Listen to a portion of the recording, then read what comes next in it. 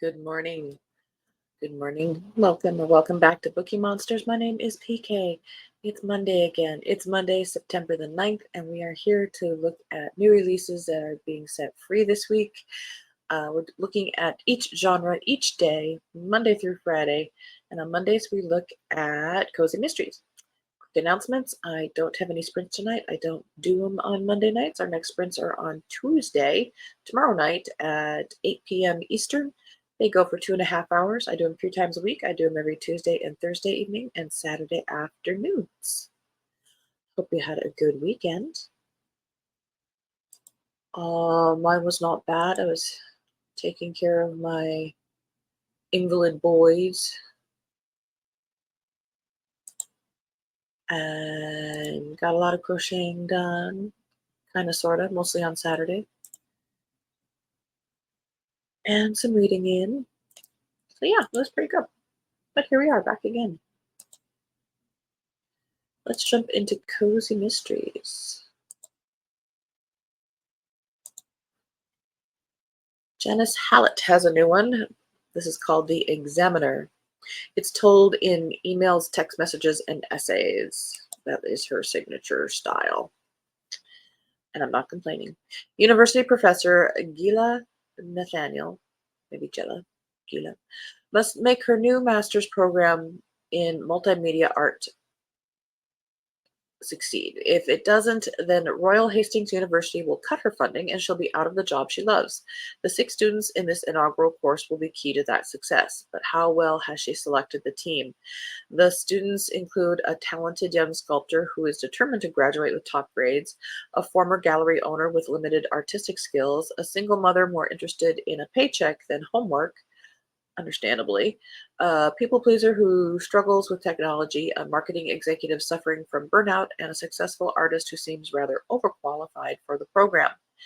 At the end of the academic year, when the examiner arrives to grade the student's final project, he finds himself asking what happened, because if someone in that course isn't in mortal danger, then they are already dead. But who and why? He wants us to read through the students' coursework, texts, message boards, and final essays to see if we can find the answers.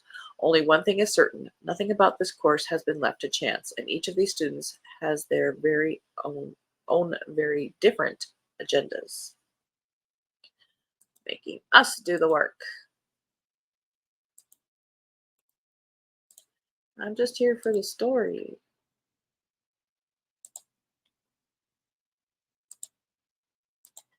Good morning, Mary. How was your trip?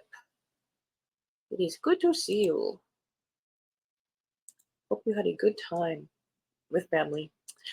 The Grim Steeper by Gretchen Rue, third in Witch's Brew Mysteries. Amateur witch Phoebe Winchester, can you be an amateur? Is excited to host her first big author event at the Earl's Study, her book and tea store. The author, Sebastian Marlowe, is a famous birder excited to put Raven Creek on the map for his rediscovery of a presumed extinct bird. When Sebastian is found dead before his planned bird hike, where he expected to prove the existence of the bird to fellow birding enthusiasts, it's obvious someone wanted him to be extinct too. Sebastian had a few unfriendly encounters with his staff, including his recently fired manager, who was seen arguing with him at the author event. Phoebe is determined to figure out who killed Sebastian, worried that it will negatively affect her store's image that her biggest guest author got killed. With the clock ticking, she enlists the help of Rich Lofting, the handsome local private investigator, to help her look into the murder. It's not long before another victim is pecked off and someone close to Phoebe is the suspect. She'll have to work quickly to uncover the killer and figure out who is up to foul play in the third charming book in this series. Got lots of green on this screen. I'm not really complaining, but wow. Because green is my favorite color. Mary, what's your favorite color? I forgot. Hi, Storm. How's it going?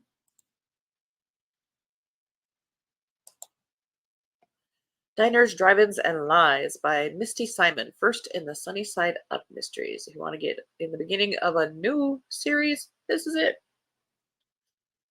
Jack's Chapman has lived in the same small town her whole life. On one hand, it's helped her dream of buying the local diner with her best friend come true, and their newly opened business is hopping. On the other hand, it means everyone knows her and she pretty much never gets away with anything. But there are a lot of expectations that come along with being the town darling. So when Jax finds a dead body behind her Aunt Hildy's restaurant, surely no one will truly believe she did it, right? Wrong. The victim was strangled with swag from Jax's diner, and suddenly every eye is squarely on her, town darling or not. Enter Elliot Taylor, Aunt Hildy's new cook and a former cop, of course, who grudgingly agrees to help Jax clear her name and save the diner's reputation. Only the deeper they dig, the more dirt they churn up, proving that there's far more happening in small innocent town than meets the eye. Together, they'll uncover more secrets than Jax can shake a spatula at, and far more danger than she might be ready to handle. Can Jax save her reputation and solve a murder, or will this order be her last?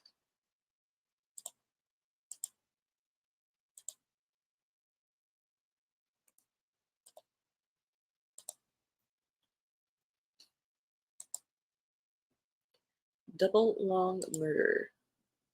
It was a wonderful trip. So wonderful to see everyone. Bears 2 nights. Oh my, didn't see them, but the results. Oof. Weather was gorgeous. Mary says, "Hi, Storm. Good to see you." Mary, what's your favorite color? Double Long Murder by A.N. Sage, sixth in Orchard Hollow series. Life in a small town is great until the deity of death comes calling. I say that all the time. Piper Addison has only one goal: live a normal, quiet life in a normal, quiet town. All signs point to success for our local witch. Her vampire boyfriend can't get enough of her. The ghost familiar she's tethered to has been in a great mood, and the cafe she's opening is booming. There is only one little catch. Piper isn't your run-of-the-mill witch. She also happens to be Hades' daughter. That's right, folks, the ruler of the underworld himself. After spending months, doesn't that not make her a witch? That makes her half goddess.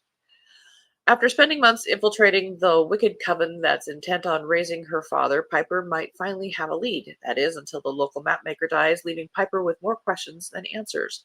Can Piper find the location of the coven's ritual in time, or is Orchard Hollow and the rest of the world doomed to suffer under the rule of a monster that she calls Dad?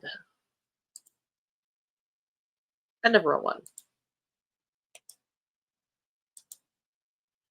And this one's a couple seasons early, but I would not be surprised if there's stuff in the stores already. I mean, seriously.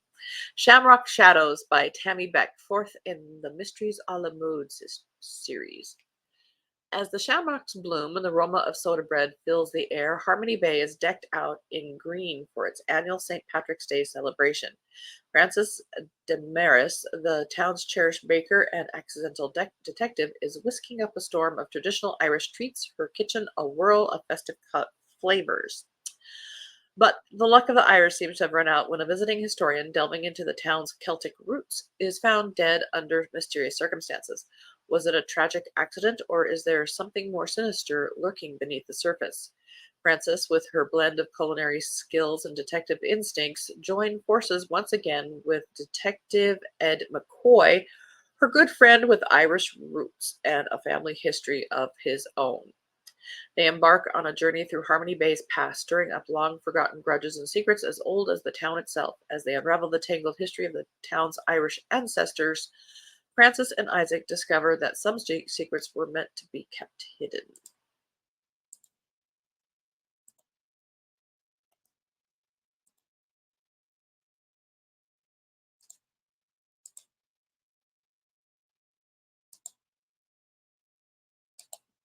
Favorite color: teal and turquoise, but sage green is nipping at their heels. That's a good combination. Our receptionist has a favorite color as teal as well. Good choice. A Vintage Vendetta by Maisie Marple. That's not a made-up name at all. First in the Amelia Grant mystery series. This is called A Vintage Vendetta. Grapes of Wrath. Amelia Grant's favorite uncle, Bartholomew Windsor, Barty for short, is found dead of an apparent accident while doing his daily maintenance on his renowned vineyard. When no one is willing to tell Amelia or her family what the accident was or how it happened, she decides to take the lead on the investigation. What she finds will change her life and lives around Windsor Estates forever. I bet she inherits the vineyard.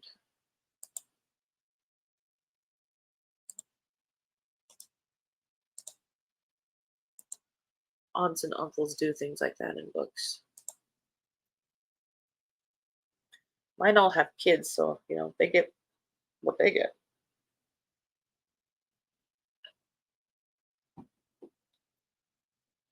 Murder, Curlers, and Camp by Arlene McFarlane, seventh in the Murders, Curlers series. That's very green. Woo. Hilarity ensues in Valentine Beaumont's seventh action-packed adventure when the feisty beautician enrolls her staff in a team-building camp in California. Learning how to work together in harmony takes a backseat when a daring event is sabotaged. A secret surrounds sexy cohort Jacques DeMarco, and a team member from a famous salon is found dead.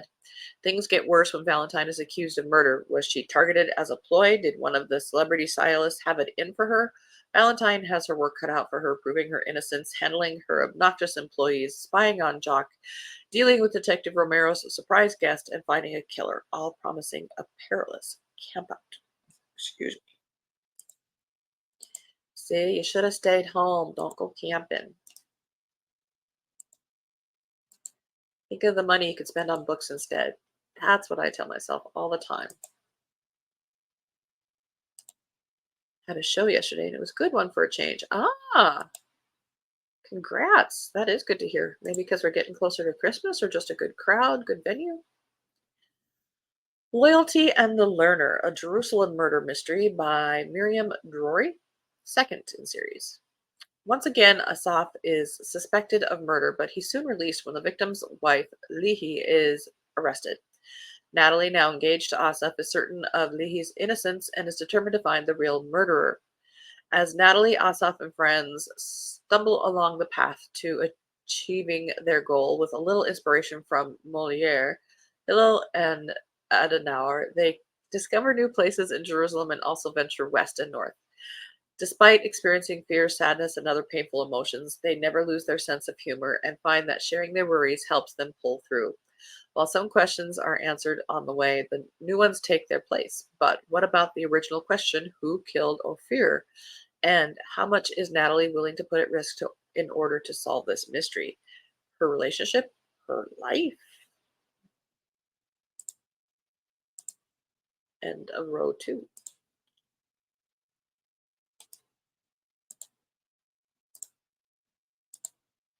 Lavender's Last Breath by Aaron Hayden Baldoff, second in a Vista del Vino mystery. Return to the sun-drenched vineyards of Vista del Vino, where former investigative journalist Casey Nolan is settling into her new life in Southern California's wine country. But when a local banker is found dead at a lavender farm during the annual wine and food festival, Casey's investigative instincts kick into high gear. With her teenage son Liam back in school, Casey finds an unexpected investigative partner in Ranger, Liam's diabetic alert dog. As Ranger keeps her company through much of the day, Casey navigates the ins and outs of small town sleuthing, uncovering a maze of suspects from struggling vineyard owners to jealous coworkers. As she delves deeper into the victim's life, she uncovers a web of financial intrigue that threatens to shake the foundations of Vista del Vino's close-knit community. Balancing her novel writing and part-time investigative work with family life, Casey finds comfort in the delectable gluten-free treats her mother whips up in the kitchen. From lavender-infused pastries to hearty vineyard fare, food takes center stage as Casey pieces together clues and savors the flavors of her hometown. It includes recipes.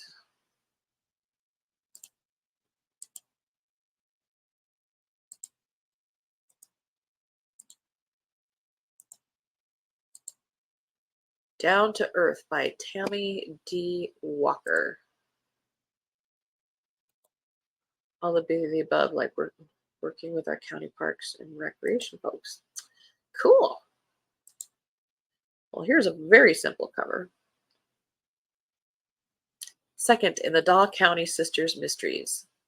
Stacy Hengesbach has enough to worry about with a pecan festival preparations, and a daughter who's eager to leave their tiny hometown, all needing her attention. So when a radio antenna tower falls, seriously injuring its owner, she's willing to believe it's an accident, like everyone else in the county does, including the sheriff. But then another antenna tower falls, this time on her best friend's cafe while they're inside.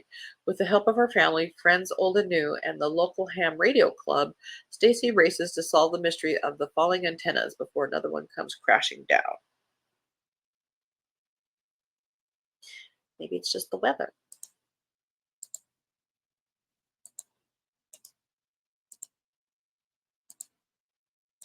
Storms in the Cotswolds by Emma Dakin. The owner of the Queen Bess, Shirley, is a superb cook. Her partner Bob is surly and has some intimidating friends. The new waiter in the breakfast room tells them that his predecessor, Richie, has disappeared, but is no loss as he was lazy and unreliable. No one worries about Richie. They worry when Claire and her tourists find his body in a nearby field.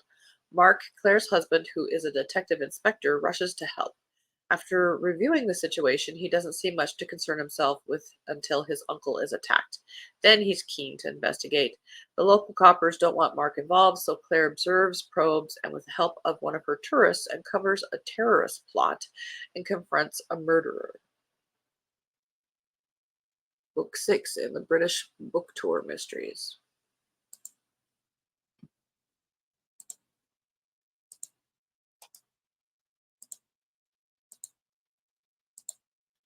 Murder at Midwinter Manor by Anita Davison. Third in the Miss Merrill and Aunt Violet Mysteries. 1916, Midwinter Manor. Desperate for a Christmas weekend break from war-torn London, Hannah Merrill and her Aunt Violet take Bartleby the cat and themselves off to visit Hannah's sister and her husband, the Earl of Atherton, in their beautiful country estate deep in the English countryside. Hannah's sister has filled the house with relatives, friends, and merrymakers. Everyone's excited to have a Christmas to remember. But then, when a fellow guest's body is found in the library, apparently bludgeoned to death, and a precious ruby is stolen from another guest, it appears that it's going to be memorable for all the wrong reasons. With the house snowed in and the rural police force completely incapable of finding a single creditable suspect, Hannah and Aunt Violet realize that once again it's going to be down to them to get to the bottom of it. Because whoever's behind the crimes must be at Midwinter Manor, and if they're not found, who knows what their next gift will be.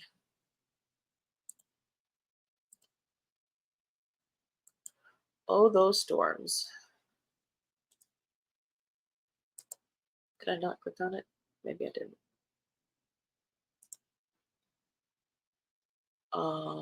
No.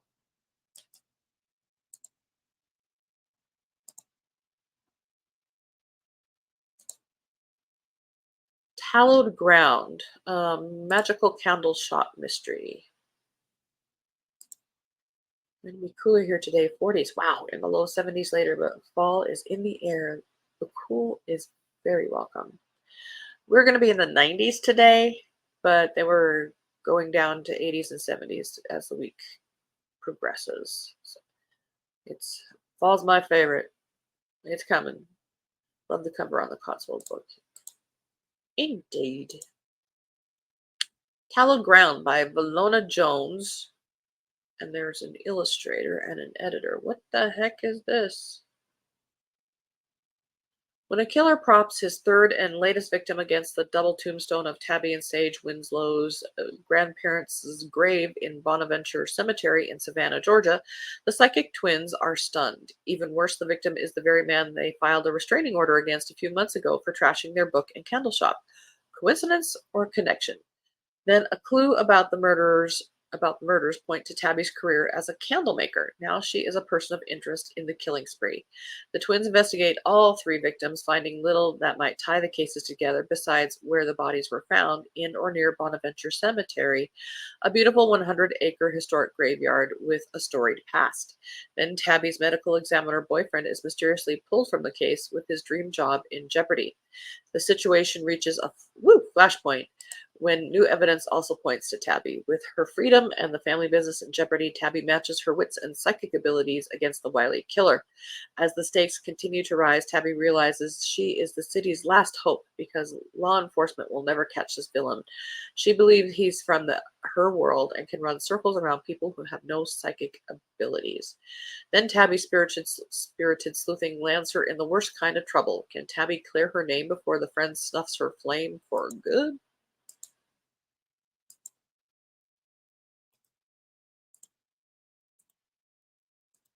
Grind Your Days, sixth in the Shadowvale Witches book, number 6.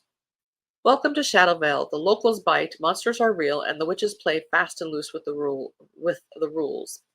Shadowvale is caught in a time loop. Second time around the clock, Kristen puts it down to a major case of deja vu. Third time is not the charm. Of all the days to be repeating, this one really sucks. Only Reaper witches appear to be aware of the little problem, so besides having to relive her personal crisis again and again, she also has to team up with Sheriff Knox and his noxious family. Can they find the culprit and stop the curse before Shadowvale and its inhabitants are spun out of time and lost forever? Yeah, that would suck if you are in a time loop. What if you, like, died? Is that the one we need? We need this one. The Novelty Shop Nightmare. Fifth in the Wheel and Woe Bookshop Witch series by Kate Martin. Tabitha Green grew up all alone, shuttled from magical academy to magical academy with no rhyme or reason. She never stayed in the same place for more than a matter of weeks, ever.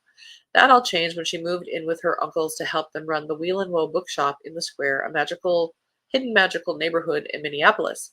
Now her uncles make her breakfast to start every day. Her neighbors greet her whenever she passes them, and she has friends who mean the world to her, and she to them. She even found a brother she never knew she had, and all that, and a little dog too. What's not to love about that life? But all of that is threatened when the father she never met moves into the square and opens a business of his own, the Shop of Wonders, where the proprietor knows just what item every customer never knew they always needed. People flock to shop in his store. But when one customer turns up dead after leaving the store, Tabitha can't help suspecting the last man to see her alive, even if it implicates her father. No, scratch that, especially if it implicates her father. That sounds rather middle gradish, but that's okay. That's all we have time for. I have to get to the grocery store, the post office. We have a truck already waiting to unload, so I have to go get donuts for sure. 48 right now. Oh, wow. And I'm not ready for this. I bet. Holding on to summer, not saying I don't like fall. I just don't like being cold. 48 to me is cold. It's definitely cold when you're coming like from warm down to there, but when you're like up to here, 48 is balmy. But right now, our bones are used to being warm. So going down that way, it is cold. Absolutely. Thank you. You too. All righty. Well, we do have some leftovers. We'll look at them later this week. Thank you. Hope you have a great day. Back at you, baby. Again, I don't have sprints tonight. Are they on yours tonight, Storm? I do have them on Tuesday. So Tuesday, Thursday evenings, and Saturday afternoons. Bring your own book, etc., etc. Hope you guys have a good Monday. And as the banner says here, don't be a bookworm, be a bookie monster. Nom nom nom. Have a good day and God bless.